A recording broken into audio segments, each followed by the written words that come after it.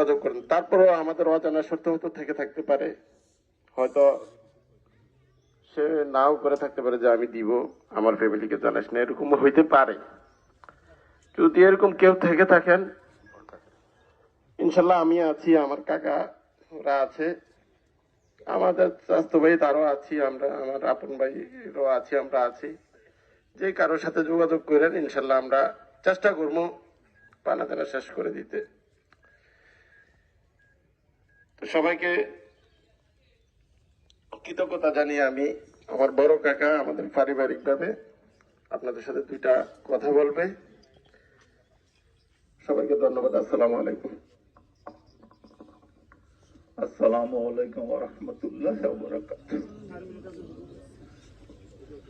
আমার ছোট ভাই আবু ইসাক মেম্বারের একমাত্র পুত্র সন্তান আবু সাইদ শুভর জনগণে উপস্থিত ওলামায়ে কেরাম, আত্মীয় স্বজন, গ্রামবাসী, পাড়া প্রতিবেশী, বন্ধু বান্ধব যারা উপস্থিত হয়েছেন সবাইকে আমি আমার পরিবারের পক্ষ থেকে আপনাদের সবাইকে ধন্যবাদ জানাচ্ছি, কৃতজ্ঞতা জানাচ্ছি।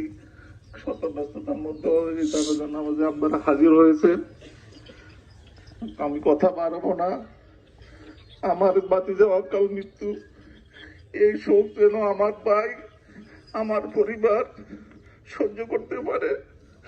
আপনারা সবাই এই দোয়াটুকু করবেন, আল্লাহ পাক যেন আমাদেরকে ধৈর্য ধরার তৌফিক দান করে, এই শোক যেন আমরা বইতে পারি। আর আমার বাতিজা আমার দৃষ্টিতে সে নিষ্পাপ, অল্প বয়সে চলে গেছে, তাকে যেন আল্লাহ বেহেশতে সর্বোচ্চ দান করে, সেই দোয়া আপনারা করবেন।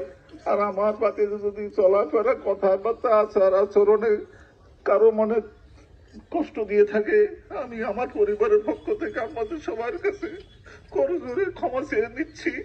আমার বাতিজাকে আপনারা সবাই মাফ করে দিবেন।